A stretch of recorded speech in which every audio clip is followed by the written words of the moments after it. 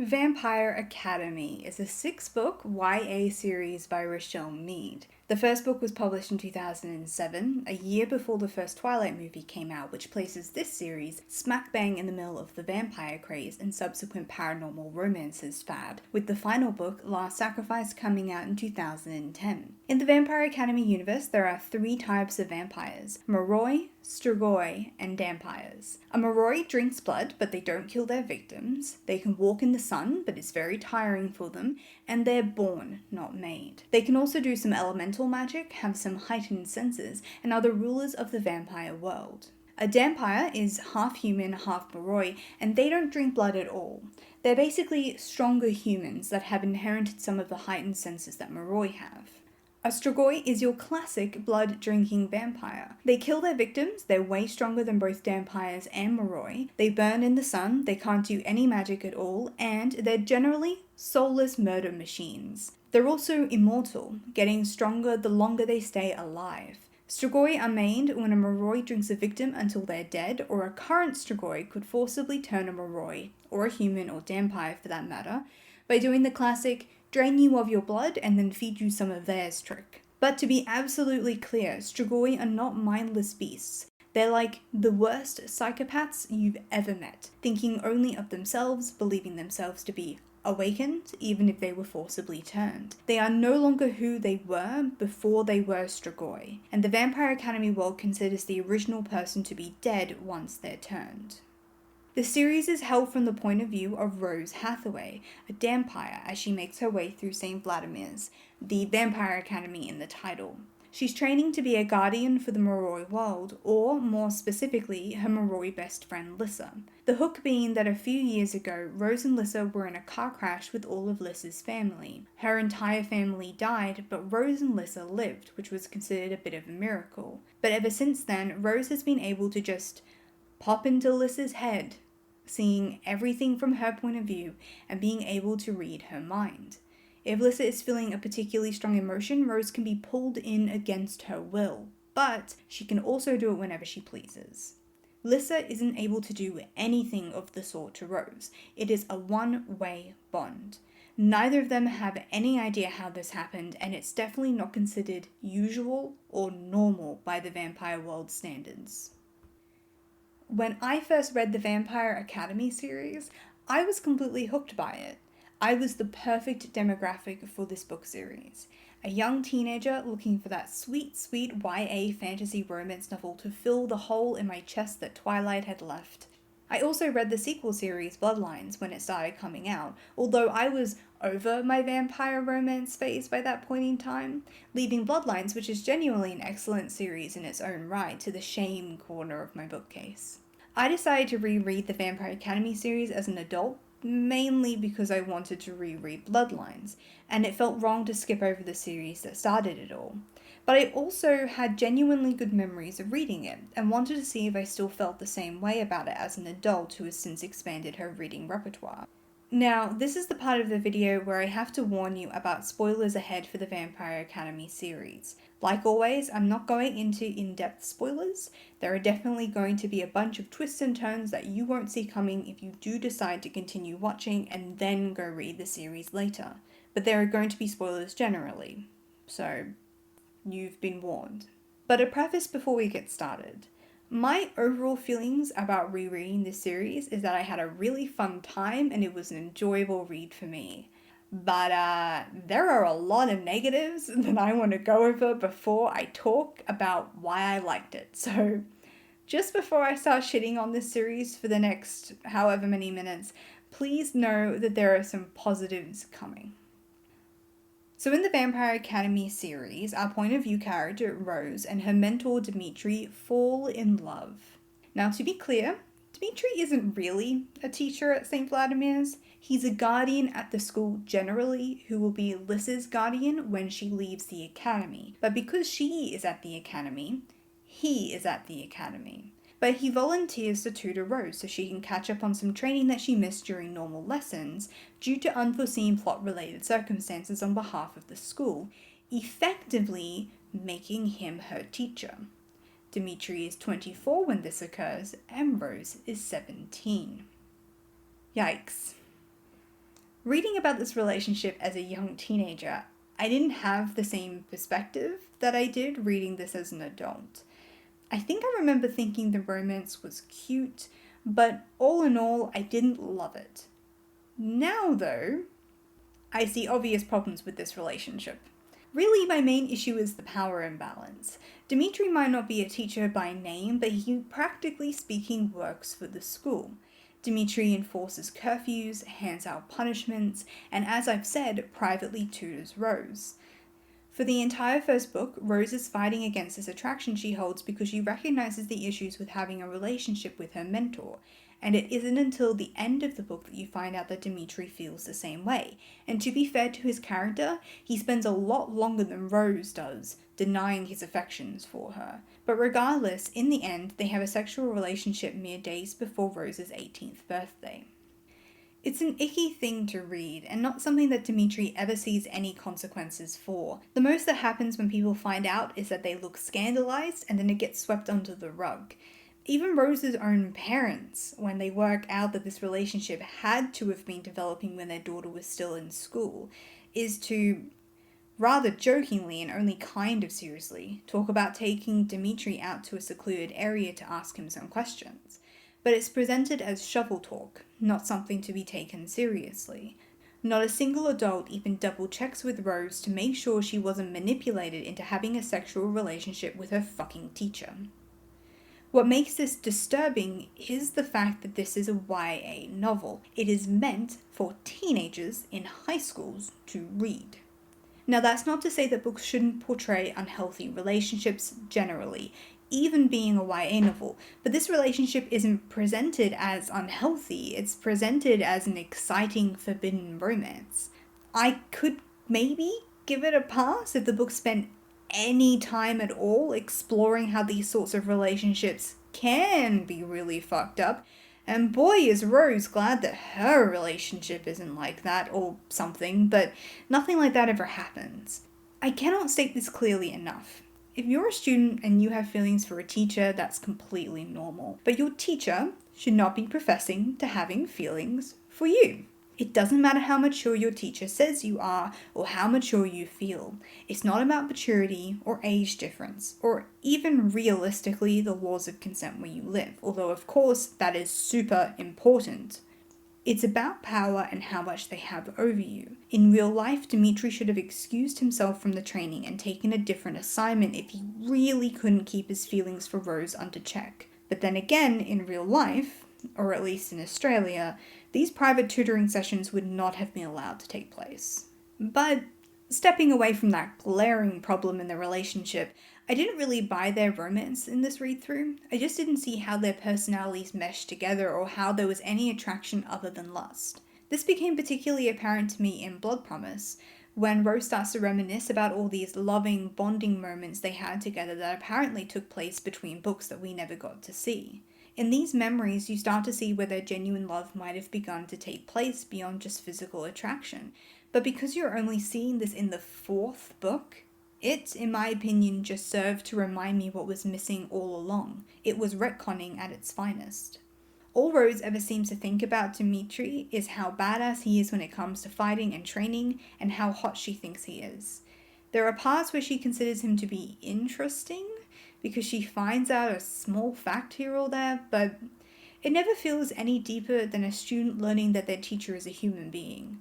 I don't see the deep love that the book is trying to convince me is there.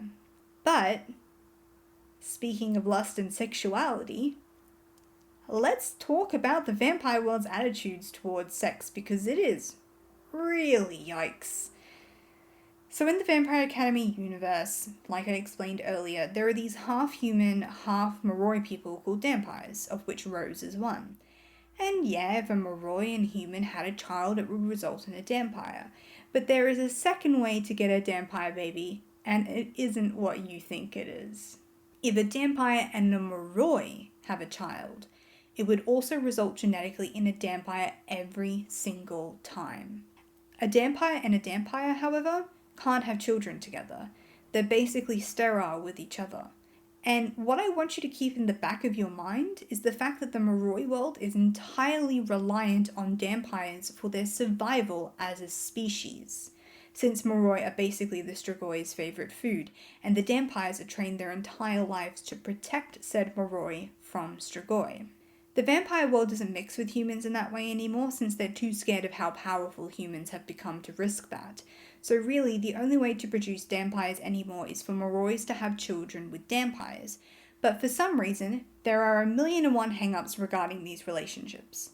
Most Dampire men are sort of forced to accept that they'll never have children, because apparently no Moroi woman wants to be caught dead having a Dampire baby for some reason. And if a Dampire woman has a baby, she's considered to be a slut, because no Moroi man would ever marry a Dampire either, and she must then immediately give up on the idea of raising her child herself, because a good Dampire goes back to work protecting the Moroi straight away.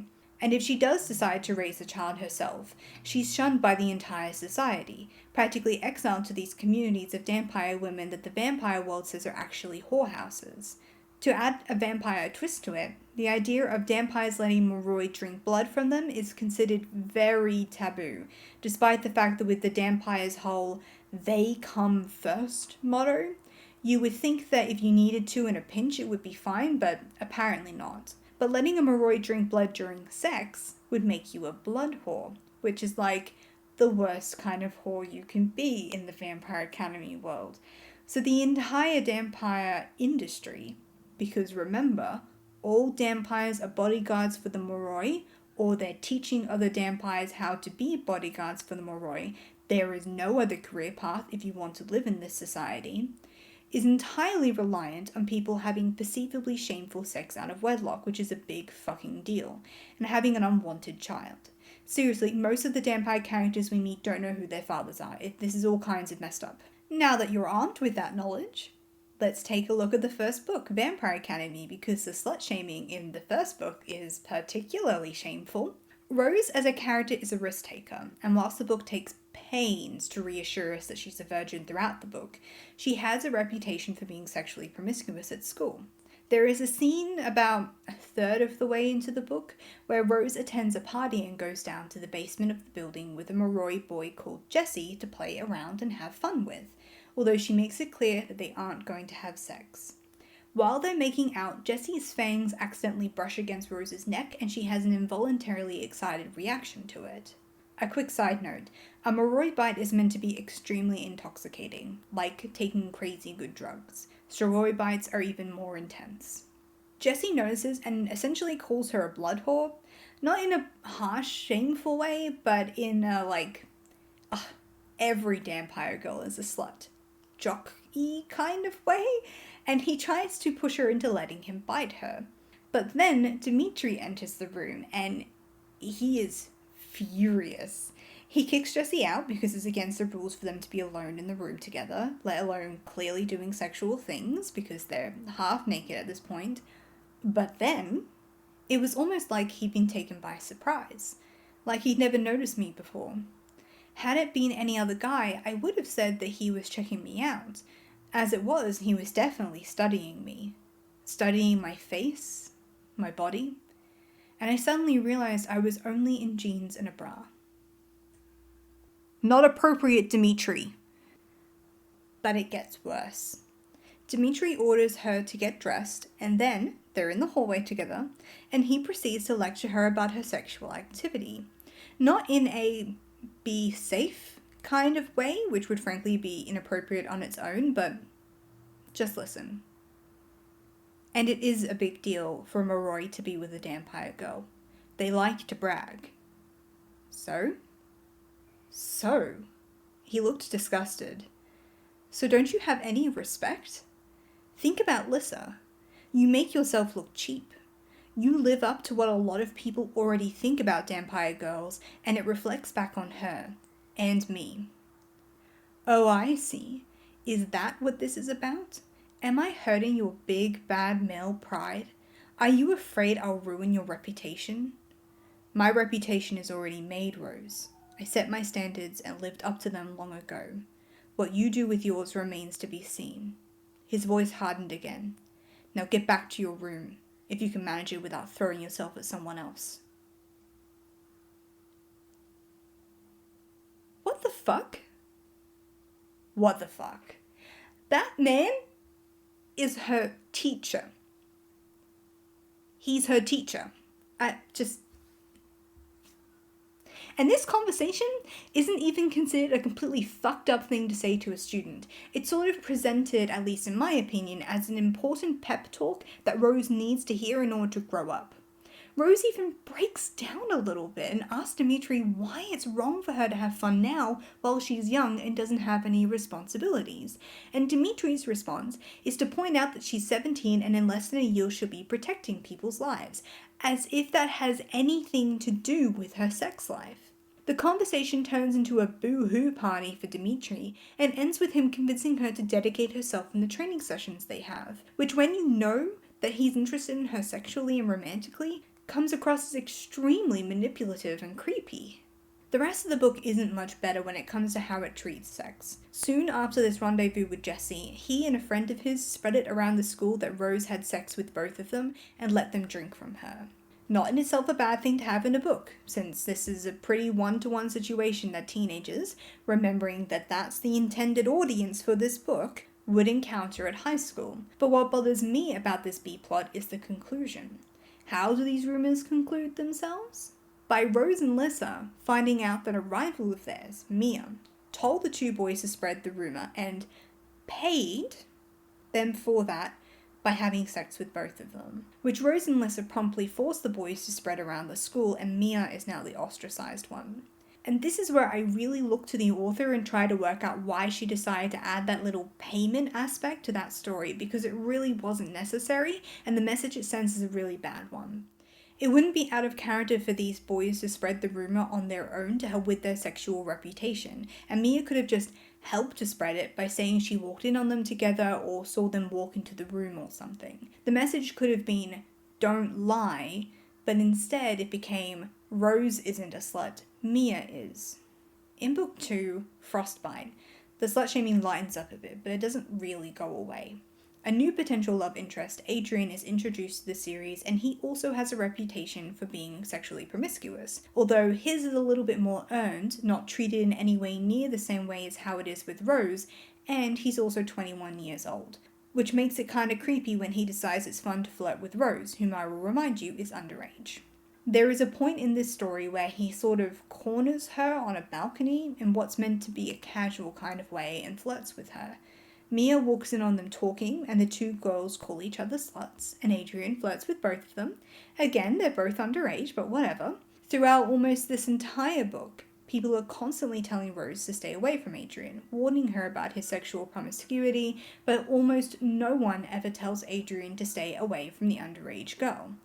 I say almost because Dimitri does at one point essentially call Adrian out, but it's less of a command or warning and more of an accusation that Adrian then fires back at him because he's noticed the tension between Dimitri and Rose, after which it's just dropped.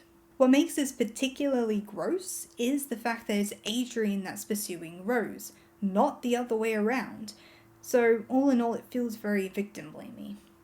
But the books do start to drop all of the sex negativity after book 2, and maybe this is out of line, but I get the impression from her writing onwards that the author is starting to feel some regret for what she's written. To be clear, the story has never been completely sex negative. Even in book 1, Lissa has what looks to be a healthy sex life with her ex-boyfriend, and then later when she starts dating Christian, they have sex too, and it's treated like it's perfectly alright, which it is. And to be honest, I don't have all that much of an issue with the world of Vampire Academy having the hang-ups it does. It's not all that unusual, and it's a good tool for creating tension in your story. My issue is the way the point of view character navigates this world. Much later in the series, Rose is in a position where she needs to find one of the whorehouses or communes. The entire journey there, people are trying to convince her to turn away because they think she wants to become a sex worker. But when Rose gets there, she realizes that, at least in this instance, the settlement isn't at all what she thought it would be.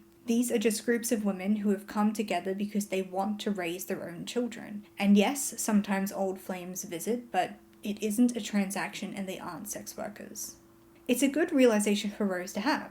The world is complicated. It does toe the line for me personally. After all, there isn't anything inherently wrong with being a sex worker, and it feels a little bit like the takeaway here is they aren't actually sex workers, so that's okay, rather than my culture is being sexist and awful in more ways than one. But the text never explicitly says that, that's just my read, so whatever, I'll count this as a win. But that's pretty much as far as realizations go for Rose. The slut-shaming both that Rose was subjected to and subjected others to never comes up again. It would have been nice to see some sort of reflection on that from the point of view character, where she maybe realizes just how messed up her actions were in book 1 and she could apologize to Mia.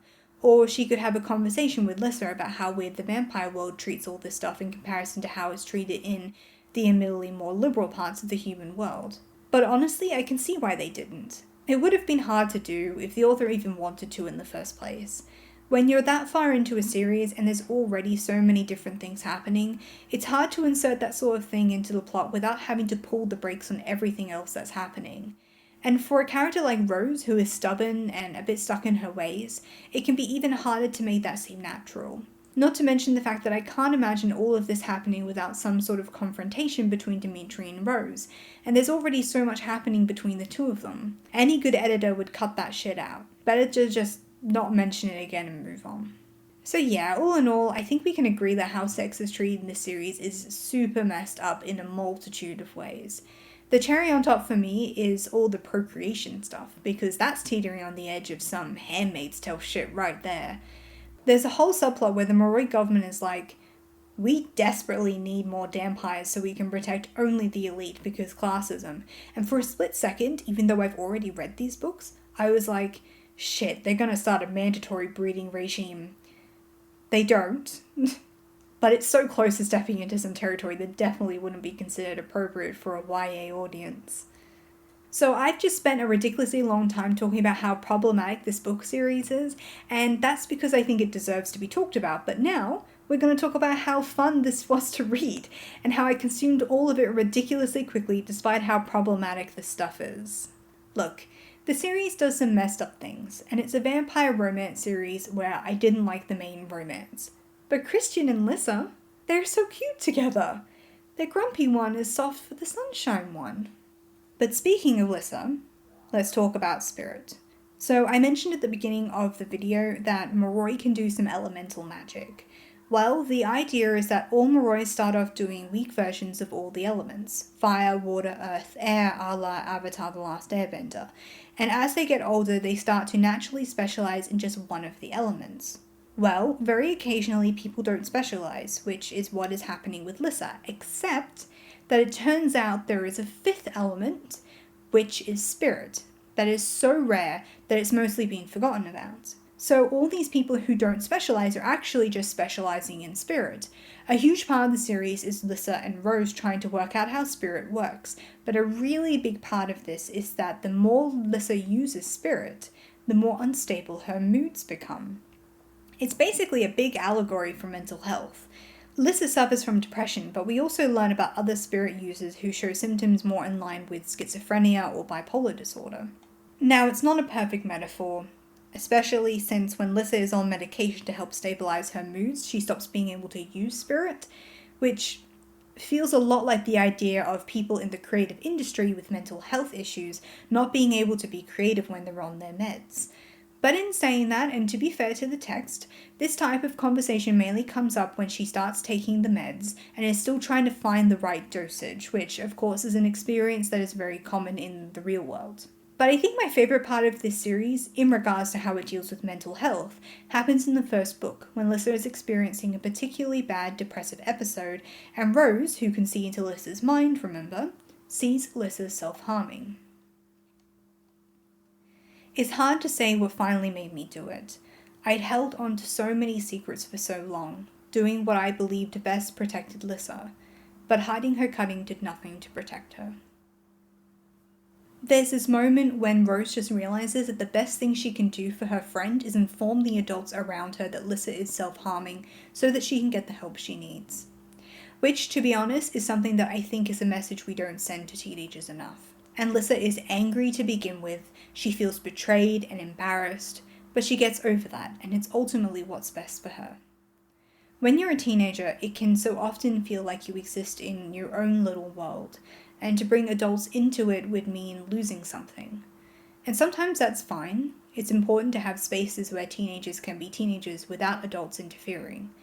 But the situation Rose and so many teenagers like her find herself in is one where adults are definitely needed, which is why I was so pleased to see this take place in the book. But ultimately, what I loved the most about this series was the world building and, the actual plot. The two really feed into each other in the best possible way as Rose solves mysteries that have genuine impacts on the world she lives in. And I'm just a sucker for the concept of the younger generation fighting for change in their governments in whatever way they can. Sometimes the world building can be, admittedly, a bit shaky, but it's fun, and realistically that's what's important to me here. So would I recommend this series? To adults, most definitely. More so if you're already a person who reads a lot of YA, because I think you'll be able to get past the trash to see the gold in these books. To teenagers?